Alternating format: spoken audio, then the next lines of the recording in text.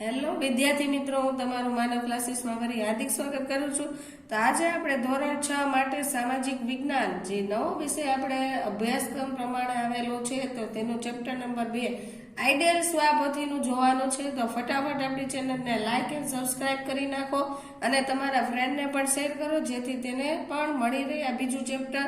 કેમ કે નવો અભ્યાસક્રમ છે એટલે વિદ્યાર્થીઓને જરૂર પણ હોય, તો ખાસ કરીને શેર કરો અને તમે પણ લાઈક એન્ડ સબસ્ક્રાઇબ કરી નાખો, જેથી દરેક વિડીયો તમને મળતા રહે. તો ચાલો ચેપ્ટર નંબર 2 નું આપણે નામ જોઈ.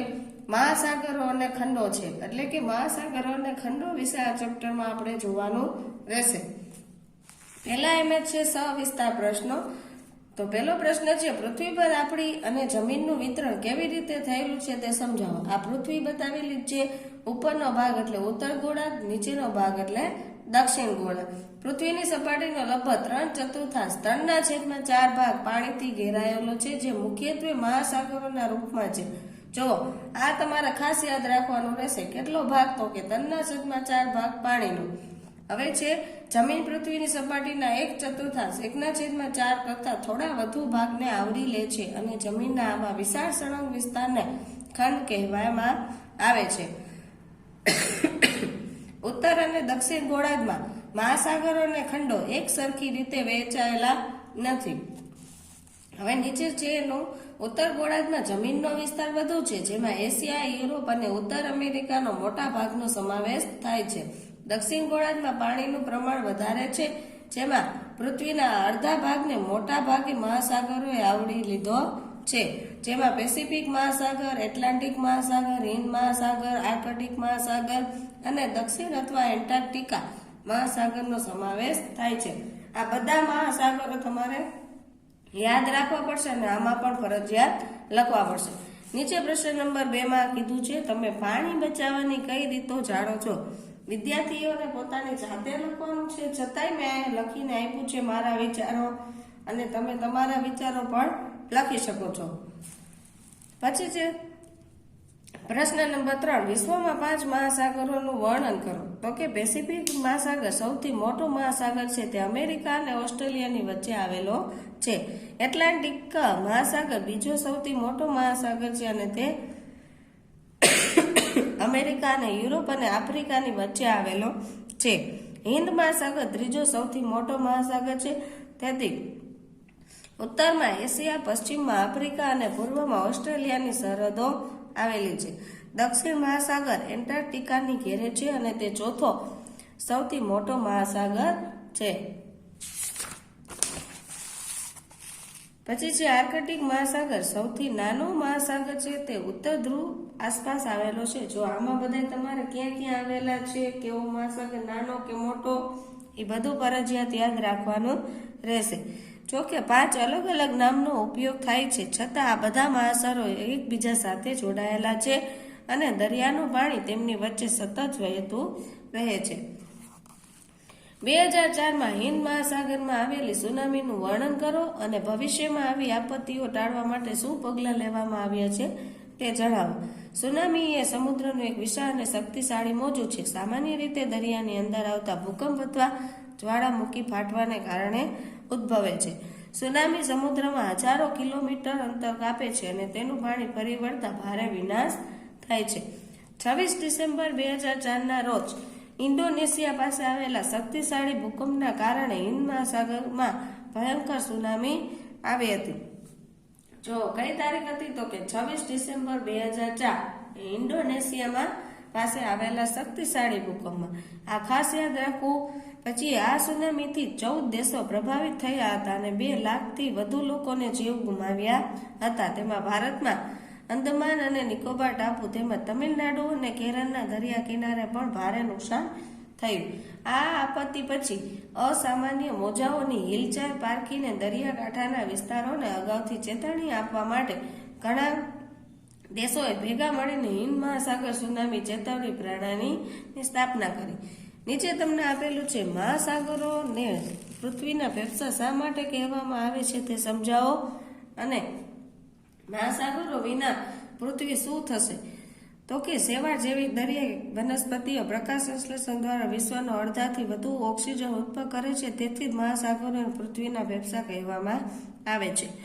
મહાસાગરો ભેજ પૂરો પાડીને જળચક્ર ચલાવે છે અને જેનાથી વાદળો બંધાય છે અને જમીન પર વરસાદ થાય છે. મહાસાગરો વિના પૃથ્વી પર નહિવત અને બિલકુલ વરસાદ ન પડે અને મોટા ભાગના પ્રદેશોમાં રણમાં ફેરવાઈ જાય છે. આસપાસની ગરમીને શોષીને તેનું વિતરણ કરી વૈશ્વિક આબોહવા નિયમ પણ કરે છે. 8 જૂનના રોજ વિશ્વ મહાસાગર દિવસની ઉજવણી દ્વારા વિશ્વભરમાં મહાસાગરોની મહત્વ સ્વીકારવામાં આવ્યું છે. હવે નીચલો પ્રશ્ન છે, આજે મહાસાગરો સામે રહેલા જોખમોનું વર્ણન કરો, તેમનું રક્ષણ કરવું એ સામૂહિક જવાબદારી છે. તો કે દર વર્ષે લાખો ટન પ્લાસ્ટિક કચરો મહાસાગરોમાં ઠાલવવામાં આવે છે, જે દરિયાઈ પ્રાણીઓને નુકસાન પહોંચાડે છે અને રહેઠાણોનો નાશ કરે છે. છતાં વધુ પડતી માછીમારોને કારણે માછલીઓની સંખ્યા એટલી ઝડપથીમાં ઘટાડો થાય છે તેઓ ફરીથી પોતાની સંખ્યા વધારી શકતી નથી. તેથી પર્યાવરણીય સંતુલન ખોરવાય છે. આ જોખમો તમામ દેશોને અસર કરે છે અને મહાસાગરો સમગ્ર વિશ્વના સહિયારા કુદરતી સંસાધનો છે. વૈજ્ઞાનિક સંશોધનો એને દર્શાવે છે કે દરિયાઈ પર્યાવરણ ગંભીર જોખમમાં છે અને તેને તાત્કાલિક રક્ષણની જરૂર છે. મહાસાગરોનું રક્ષણ કરવું એ સામૂહિક જવાબદારી છે, જેના માટે વ્યક્તિઓ, સમુદાયો અને સરકારો દ્વારા ભેગા મળીને પગલાં લેવાની જરૂર છે. ઘણો બધો પ્રશ્ન હેલો એ આ બધું વસ્તુ ઘણી બધી આપણે આગળ શીખી ગયા છે, જેથી તમને આવડી પણ જાય એવો છે. હવે છે ટૂંકમાં ઉત્તરમાં પેલું છે ચક્રવાત શું છે, તે સુનામીથી કેવી રીતે અલગ છે. તો કે ચક્રવાત એ મહાસાગર પર વાતાવરણમાં સર્જાતું ભારે વરસાદ અને અત્યંત ઝડપી પવનો સાથેનું વિનાશક તોફાન છે. ગોળ ગોળ ગોળ પવન દ્વારા થાય અને જે અલગ સમુદ્રમાં પણ આવી શકે, જેથી દરેક જગ્યાએ દરિયાઈ ઉપર પણ ખૂબ ધ્યાન રાખવામાં આવે છે. અને જ્વાળામુખી ફાટવાના કારણે ઉદ્ભવતું વિશાળ મોજું જે સમુદ્રમાં મુસાફરી કરીને દરિયાકાંઠાના વિસ્તારોમાં પૂરની સ્થિતિ પેદા કરે છે. ચક્રવાત એ વાતાવરણીય ઘટના છે, ત્યારે સુનામી એ ભૌગોલિક ગતિવિધિને ઉદ્ભવતી દરિયાઈ મોજાની ઘટના છે. બંને મહાસાગરોમાં અથવા તેની ઉપર ઉદ્ભવે છે, પરંતુ તેમની રચના નુકસાનના પ્રકારમાં તેઓ સંપૂર્ણપણે અલગ છે. મહાસાગરોને માનવ સંસ્કૃતિને કેવી રીતે આકાર આપ્યું છે. તો કે ઇતિહાસમાં લોકોએ નવી જમીનો પર નવા સ્થળાંતર કરવા મહાસાગરોનો ઉપયોગ કર્યો, જેનાથી વિશ્વભરમાં વસાહતો સ્થપાય. વેપાર માટે ધોરીમાર્ગો કર્યા અને દૂરની સંસ્કૃતિ ચીજવસ્તુની હેરફેર થઈ. ઇતિહાસમાં લશ્કરી કવાયતોને દૂર પ્રદેશોમાં પહોંચવા અને જીતવા માટે સમુદ્રી માર્ગોનો ઉપયોગ કર્યો. મહાસાગરો ખોરાકનો એક મોટો સ્ત્રોત છે. તેમાં દરિયાકાંઠાના પ્રદેશોમાં માછીમાર સમુદાયો તેમના પર નિર્ભર છે. વિશ્વભરની અલગ તમામ દરિયાઈ કાંઠાની સંસ્કૃતિને મહાસાગર વિશે પોતાની દરિયાઈ વાર્તા અને દંતકથાઓ વિકસાવી છે. પછી જે ભારતીય એન્ટાર્કટિકા કાર્યક્રમ શું છે, ભારતે તેના દ્વારા શું સિદ્ધિ મેળવી છે. તો કે 1981માં એન્ટાર્કટિકાનો કાર્યક્રમ શરૂ થયો, જેમાં વૈજ્ઞાનિકોનો ઉદ્દેશ્ય એન્ટાર્કટિકાના ઠંડા અને કઠોર પર્યાવરણનો અભ્યાસ કરવાનો હતો. 1983માં ભારતે એન્ટાર્કટિકામાં ગંગોત્રી નામનું પોતાનું પહેલું સંશોધન મથક સ્થાપ્યું. દક્ષિણ ગંગોત્રી પછી વધુ 2 સંશોધન મથકો સ્થાપવામાં આવ્યા, જેનાથી ત્યાં ભારતની વૈજ્ઞાનિક હાજરીનો વિસ્તાર થયો અને વૈજ્ઞાનિકની લગભગ 40 ટીમોએ એન્ટાર્કટિકામાં કામ કર્યું અને આબોહવા તથા પર્યાવરણનો વિકાસ એટલે અભ્યાસ કર્યો હતો. ચલો, નીચે તમને તફાવત આપેલા છે મીઠું પાણી અને દરિયાનું પાણી. તે તફાવત પણ ફરજિયાતપણે આપણે પાકા કરવાના રહેશે. પાછળ છે મહાસાગર અને ખંડ, જે પૂછાય એવો છે તફાવત, જેથી ખાસ કરીને દરેક વિદ્યાર્થીએ પાકો કરી લેવો. નીચે તમને કારણ આપેલા છે. પૃથ્વી પર પાણી વિપુલ માત્રામાં હોવા છતાં તેના પર પાણીની અછત છે.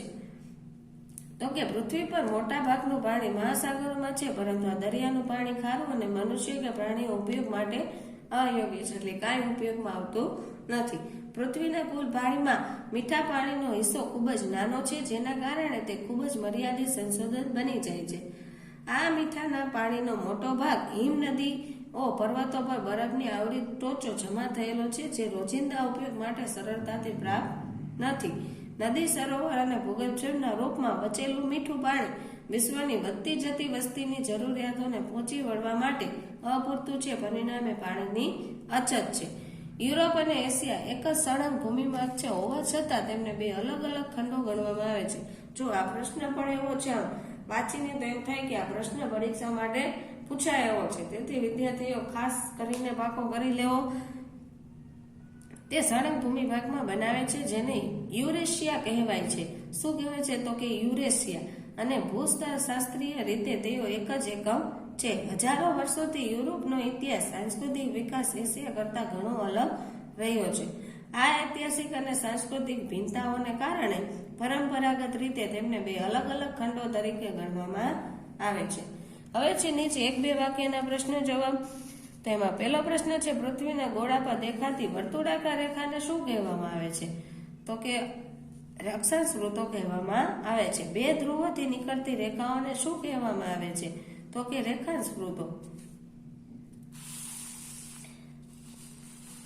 પછી છે ત્રીજો પ્રશ્ન, તો કે શું બધા મહાસાગરો એકબીજા સાથે જોડાયેલા છે કે અલગ છે?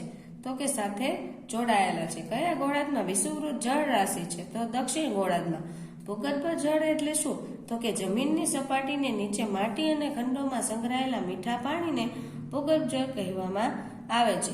5 મહાસાગરોના નામ તેમના કદ પ્રમાણે સૌથી મોટાથી સૌથી નાના ક્રમમાં આપો. જો મેં તમને કીધું હતું, મહાસાગરોના નામ આપણે ફરજિયાત યાદ રાખવા પડશે અને પ્રશ્નમાં પણ લખવા પડશે. જો એનો જ 1 માર્કમાં પ્રશ્ન તમને બનાવીને અહીંયા પૂછ્યો હોય અને લાઈનમાં લખવાના રહેશે. એના આપણે ક્રમમાં ગોઠવશું તો પહેલો આવશે પેસિફિક મહાસાગર, બીજો આવશે એટલાન્ટિક મહાસાગર, ત્રીજો આવશે હિન્દ મહાસાગર, ચોથો દક્ષિણ મહાસાગર અને પાંચમો આર્કટિક મહાસાગર. પછી છે 7 ભારતીય બંને બાજુએ આવેલા હિન્દ મહાસાગરના 2 ભાગોના નામ. તો કે ભારતની પશ્ચિમે અરબી સમુદ્ર અને પૂર્વમાં બંગાળનો ઉપસાગર આવેલો છે, જે બંને હિન્દ મહાસાગરના જ ભાગ છે. હિન્દ મહાસાગર સુનામી ચેતવણી પ્રણાલી શું છે? તે એક એવી વ્યવસ્થા છે જે સમુદ્રમાં અસામાન્ય મોજાઓની હિલચાલને ઓળખીને દરિયાકાંઠાના વિસ્તારોને સુનામી વિશે અગાઉની ચેતવણી આપે છે, જેથી જાનમાલનું સહન થઈ શકે છે. પછી છે 9મો પ્રશ્ન, મહાસાગરોમાંથી ઉદ્ભવતી 2 કુદરતી સંપત્તિઓના નામ. તો કે ચક્રવાત અને સુનામી. પછી છે 10મો પ્રશ્ન, સમુદ્રની સપાટીથી લઈને ઊંડા તળિયા સુધી દરિયા જીવસૃષ્ટિ કેવી રીતે અલગ પડે છે? તો કે સમુદ્રની સૂર્યપ્રકાશની સપાટી પર વિવિધ પ્રકારની વનસ્પતિઓ અને માછલીઓ મોટી સંખ્યામાં ખીલે છે, જ્યારે અંધકારમય ઊંડા તળિયે ખૂબ જ અલગ પ્રકારની અને ઓછી સંખ્યામાં જીવસૃષ્ટિ જોવા મળે છે. ટાપુ એટલે શું? તો કે ચારે બાજુથી પાણીથી ઘેરાયેલા જમીનના નાના ભાગને ટાપુ કહેવામાં આવે છે. જો આ પ્રશ્ન પણ પરીક્ષામાં પૂછાય એવો છે. યુરેશિયા એટલે શું? જો આગળ આવ્યું તો એ જ અહીંયા પાછું પૂછ્યું. મોટા આપણે કારણોમાં જોયું હતું. પછી છે યુરોપ અને એશિયા ખંડ ભેગા મળીને જમીનનો એક ભાગ વિશાળ સળંગ ભૂમિભાગ બનાવે છે, તેને ભૂશાસ્ત્રીઓ તરીકે યુરેશિયા કહે છે. પછી 13મો પ્રશ્ન છે, વિશ્વ મહાસાગર દિવસ ક્યારે ઉજવવામાં આવે છે અને તે કોના દ્વારા જાહેર કરવામાં આવ્યો છે? આ પ્રશ્ન પણ એક્ઝામ માટે મોસ્ટ આઈએમપી છે. વિશ્વ મહાસાગર દિવસ દર વર્ષે 8 જૂનના રોજ ઉજવવામાં આવે છે. તે યુનાઇટેડ નેશન્સ દ્વારા જાહેર કરવામાં આવ્યો છે. નીચે છે વર્ગીકરણ તમને આપેલું છે ઉત્તર ગોળાર્ધ અને દક્ષિણ ગોળાર્ધનું. ઉત્તર ગોળાર્ધમાં પેસિફિક મહાસાગર, એટલાન્ટિક મહાસાગર અને હિન્દ મહાસાગર. દક્ષિણ ગોળાર્ધમાં દક્ષિણ મહાસાગર અને આર્કટિક મહાસાગર. પાછળ તમને એની વ્યાખ્યા પણ આપેલી છે. પેલું છે ખંડ. તો જમીનની એક મોટા સ્તર વિસ્તૃત ભાગને ખંડ કહેવામાં આવે છે. પછી છે મહાસાગર. પૃથ્વી પર આવેલા જે સૌથી મોટા જળ વિસ્તાર જોઈએ છે તેને મહાસાગરો કહે છે. પછી છે ઉપસાગર. સમુદ્ર કે મહાસાગરનો એવો ભાગ જેની આસપાસ જમીનની આવેલી હોય તેનો કાંઠો પહોળો હોય. દાખલા તરીકે બંગાળનો ઉપસાગર. અખાત તો કે સમુદ્રનો એવો ભાગ જે મોટે ભાગે જમીનથી ઘેરાયેલો હોય છે, તેમાં પ્રવેશવાનો માર્ગ ખૂબ જ સાંકડો હોય છે. દાખલા તરીકે ખંભાતનો અખાત. પછી છે વનસ્પતિ સૃષ્ટિ. તો કે કોઈ ચોક્કસ પ્રદેશ કે પર્યાવરણમાં કુદરતી રીતે જોવા મળતી તમામ વનસ્પતિઓને વનસ્પતિ સૃષ્ટિ કહે છે. પ્રાણી સૃષ્ટિ. તો કે કોઈ ચોક્કસ પ્રદેશ કે પર્યાવરણમાં કુદરતી રીતે જોવા મળતા તમામ પ્રાણીઓને પ્રાણી સૃષ્ટિ કહે છે. જૈવ વિવિધતા તો કે પૃથ્વી પર અથવા કોઈ ચોક્કસ વિસ્તારમાં જોવા મળતા વિવિધ પ્રકારના જીવોની વિવિધતાને જૈવ વિવિધતા કહે છે. પછી 8મું ભૂમિભાગ. પૃથ્વીની સપાટી પર આવેલો જમીનનો એક વિશાળ અને સળંગ વિસ્તારને ભૂમિભાગ કહે છે. હવે નીચેના તમને વિકલ્પ આપેલા છે, તમે જોઈને પણ લખી શકો છો.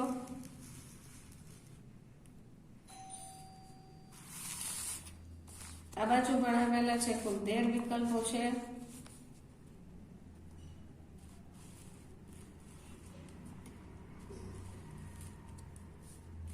પછી નીચે તમને એની ખાલી જગ્યા પણ આપેલી છે કાઉન્સ સાથે, જેથી તમને ફટાફટ આવડી પણ જશે.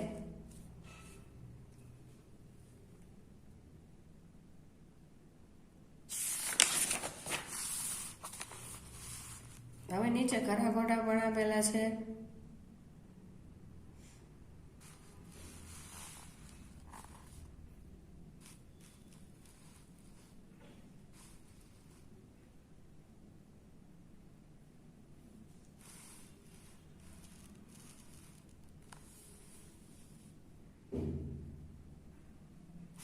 ચલો આ બાજુ જોડતા આપેલા છે.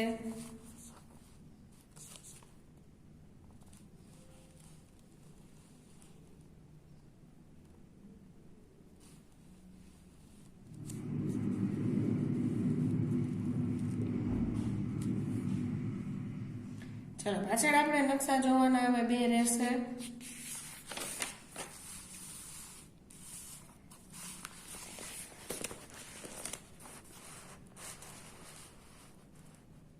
જો આ બાજુ પેસિફિક મહાસાગર આવેલો છે, પછી અહીંયા પણ પેસિફિક મહાસાગર જ છે, આ બંને બાજુ આ બધું.